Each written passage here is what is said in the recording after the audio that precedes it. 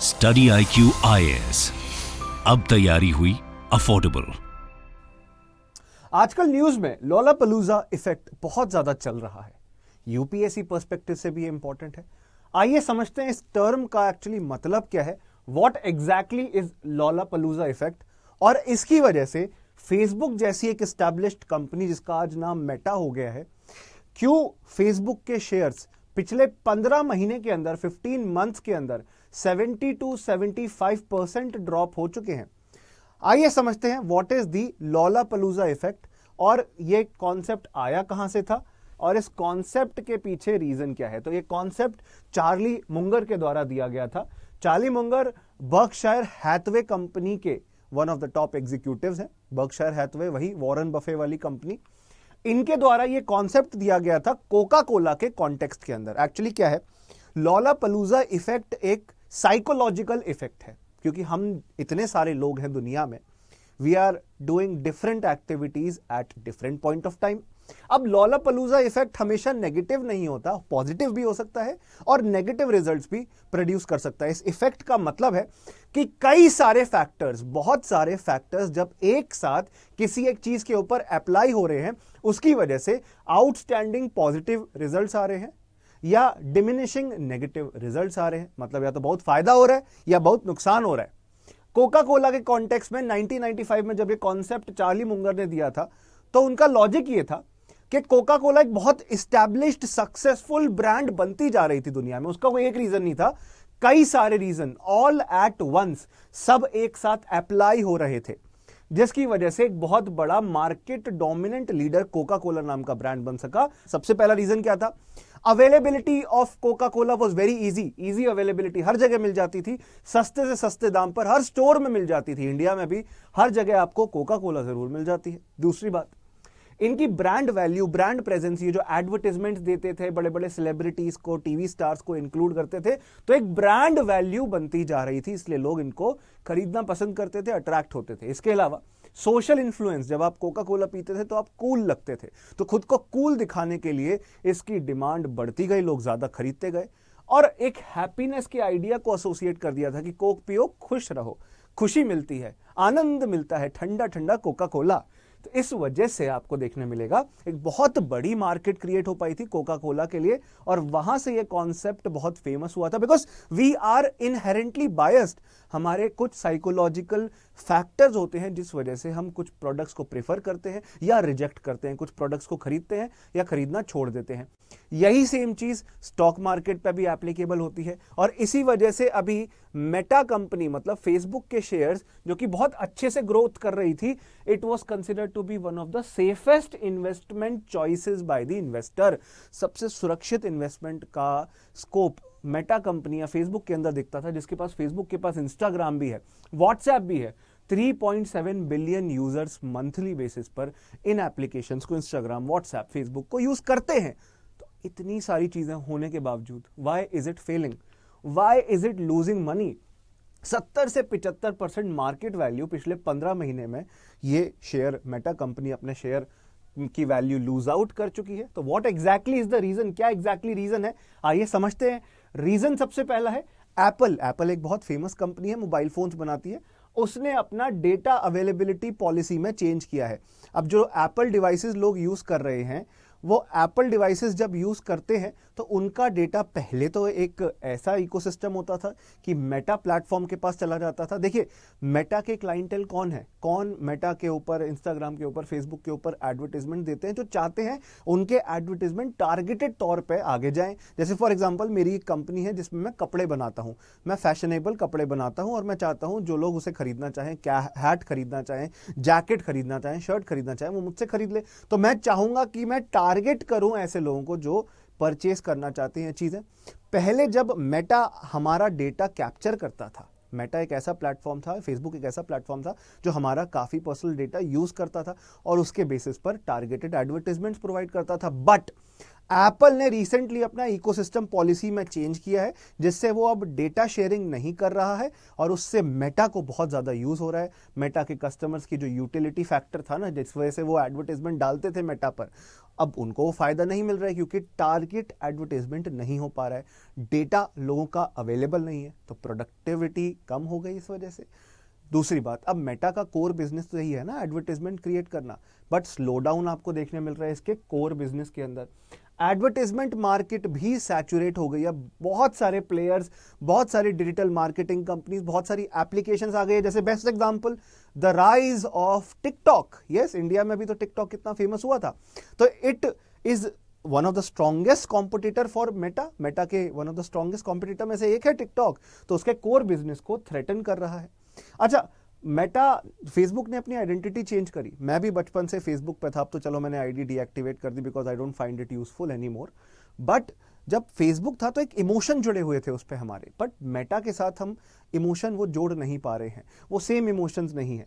अच्छा, इसके बाद आपको देखने मिलेगा कोविड के दौरान मार्केट में बहुत बूम आया और इसका फायदा फेसबुक या मेटा को भी हुआ। Online commerce main stream business बन गया था, अब दुकानों में जाके शॉपिंग तो हो नहीं पा रही थी, लॉकडाउन था, तो ऑनलाइन शॉपिंग कर रहे थे लोग, सारे लोग ऑनलाइन एडवर्टाइजमेंट्स का फायदा उठा रहे थे, ऑनलाइन एड्स दिखता था, कंपनीज एड्स देती थी, कस्टमर उन प्रोडक्ट्स को खरीद लेते थे, तो कस्टमर्स तक बेटर रीच आउट कर सकते थे। अब लॉकडाउन खत्म होने लगा है, कोविड बूम वापस जाने लगा है, जो बूम आ रहा था कोविड के दौरान वो वापस बस्ट होने लगा है, तो एक फैक्टर ये भी है।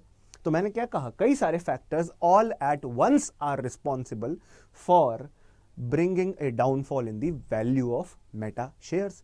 तो पैंडेमिक का एक इफेक्ट बताया। दूसरी बात, पैंडेमिक के दौरान प्रोडक्ट्स की डिमांड बहुत ज़्यादा थी, लॉकडाउन की वजह से प्रॉफिट मार्जिन भी इनका अच्छा बन पा रहा था, बट अब वो नॉर्मैलिटी जैसे जैसे आ गई है, तो बदलाव की वजह से कोविड बूम का फायदा नहीं मिल पा रहा है। Next point, cost of capital.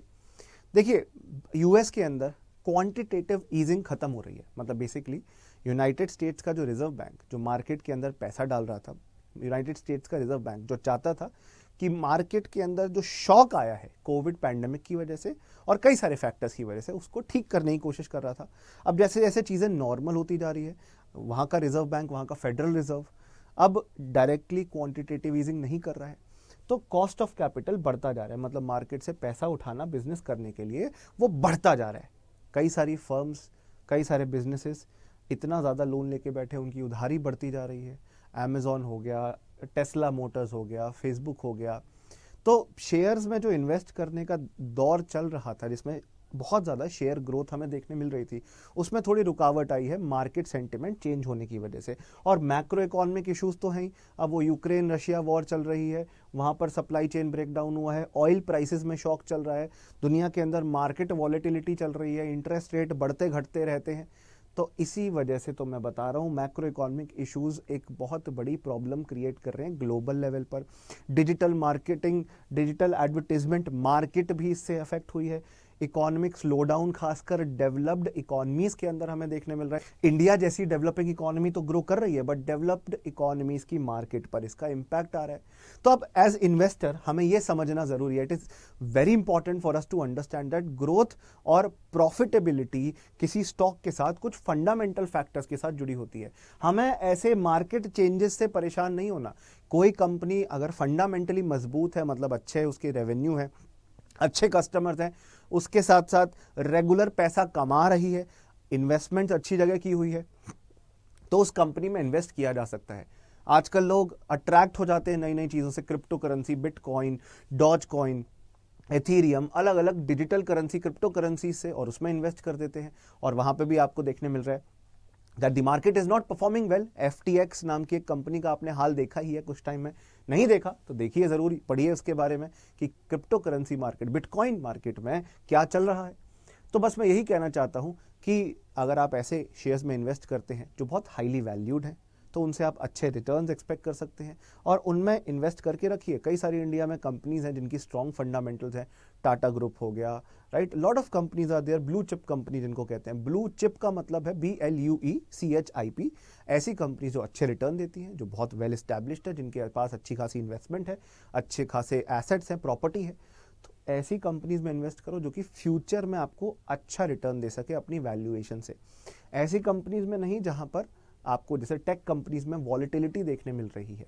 तो इस वजह से लोग इस मार्केट से बाहर आते जा रहे हैं।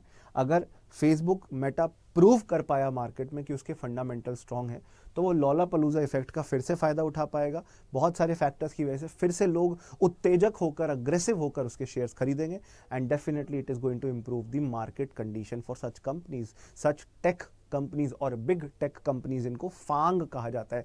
Facebook, Amazon, Apple, Netflix, Google जैसी कंपनी, FAANG, फांग कंपनीज। अब इन्हें मांग कहते हैं क्योंकि फेसबुक का नाम मेटा हो गया ना लॉजिकली। तो बस मैं यही कहना चाहता हूं, लॉलापलूजा इफेक्ट एक ऐसा फैक्टर है जिसकी वजह से a lot of things are impacting something at once. एक साइकोलॉजिकल कंडीशन क्रिएट होती है जिस वजह से आपको देखने मिलेगा मार्केट के अंदर कोई पॉजिटिव चेंज क्रिएट हो सकता है या कोई नेगेटिव चेंज क्रिएट हो सकता है। इससे पोटेंशियली किसी बिजनेस को फायदा हो सकता है, किसी बिजनेस को पोटेंशियल लॉस का भी सामना करना पड़ सकता है। तो thank you for watching this session, शुक्रिया आपका। आप हमारे कोर्सेज में एनरोल कर सकते हैं यूपीएससी प्रिपरेशन से जुड़े हुए। उसके लिए आपको मेरे से कनेक्ट होना होगा। मेरे टेलीग्राम चैनल पे आप कनेक्ट हो सकते हैं। Now I am going to give you my Telegram ID. This is my Telegram ID Vasu Katara study IQ। Telegram पे मुझसे कनेक्ट हो जाना। क्लास की PPTs और बहुत सारी इंपॉर्टेंट इन्फॉर्मेशन मैं आपसे शेयर करता हूं। vasu.katara डॉट है, यहाँ पे डॉट का ध्यान रखना, @studyIQ.com। Not just that, UPSC preparation के अंदर बेस्ट कोर्सेज studyIQ.com पे अवेलेबल हैं, GS के और ऑप्शनल के। अगर आप बिल्कुल बिगिनर हो तो आपके लिए हम NCERT बैच लेकर आए हैं दोपहर 12 बजे ये बैच शुरू हो रहा है। 100 डेज, लगभग 4 महीने का, only 1500 rupees. 6 to 12th NCERT की होलिस्टिक कवरेज, कंप्लीट कवरेज कराई जाएगी और आपको सारी NCERTs कवर कराई जाएंगी। मैं खुद पॉलिटी और इकोनॉमिक्स की NCERTs पढ़ाऊंगा। तो ये आपको जुड़ना है। It is a live batch, 100 days का। बैच 2 है। बैच 1 वॉज अल्ट्रा सक्सेसफुल, हजारों बच्चे उसमें जुड़े। बैच 2 में भी आप जुड़ सकते हो, बट फॉर मैक्सिमम डिस्काउंट आप सबको please Vasu live coupon code use करना है एडमिशन लेते हुए। That is a humble request to please use the Vasu live coupon code for mutual benefit. आपको 1499 का ये कोर्स मिलेगा, 2 साल का। NCERT की लाइव क्लासेस और उनकी बाद में रिकॉर्डिंग्स, हिंदी और इंग्लिश के अंदर नोट्स और बहुत कुछ मिलेगा अगर बिल्कुल बिगिनर हो। सेकंड पॉइंट, दूसरी चीज, सेकंड आपको देखने मिलेगा दोस्तों, ये तो सबसे पहली चीज मैंने आपको बता दिया। नेक्स्ट है SIP plus 2023 batch, prelims crash course है ये एडमिशन इसमें क्लोज होने वाला है। क्लासेस आज से शुरू हो रही हैं, कल ओरिएंटेशन लेक्चर था। ये आपको देखने मिलेगा शाम 7 बजे से होगा और 22 दिसंबर मतलब 2 दिन बाद बैच बंद हो जाएगा। क्रैश कोर्स है आपका प्रीलिम्स के लिए। इसमें भी एडमिशन के लिए सेम प्रोसेस, वसु लाइव कूपन कोड यूज करना है आपको फॉर मैक्सिमम डिस्काउंट। इसमें आपके घर पर नोट्स कुरियर भी किए जाएंगे, टेस्ट आप दे पाओगे लाइव क्लासेस में। 3 महीने तक सबसे इंपॉर्टेंट एरियाज जो प्रीलिम्स में पूछे जाते हैं वो पढ़ाए जाएंगे इस बैच में। Only 6000 rupees, very affordable and very efficient batch this is.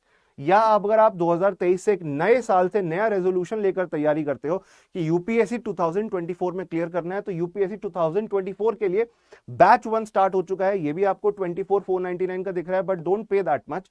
आपको वसु लाइव कूपन कोड, फिर से मैं बता रहा हूं बार बार, this is important to apply and this code you should apply for maximum discount and I will give you personal guidance also. आपको गाइडेंस मैं पूरी तरह कंसिस्टेंटली प्रोवाइड करूंगा, हेल्प करूंगा प्रिपरेशन में।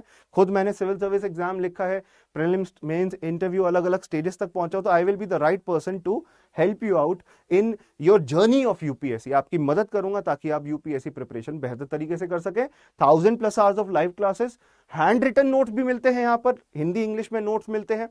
उसके अलावा आपको prelims test series, daily mains answer writing program, आप आंसर लिख के भेजोगे, हमारी टीम चेक करके आपको रिस्पॉन्ड करेगी, रेगुलर डेली बेसिस पर होगा। और सबसे इंपॉर्टेंट चीज जो कहीं और नहीं मिलती है इस प्राइस पॉइंट पे, 1-on-1 मेंटरशिप, जिस पे 1-1 लाख रुपए चार्ज किए जाते हैं बाकी इंस्टीट्यूट के द्वारा, वो है 1-to-1 मेंटरशिप।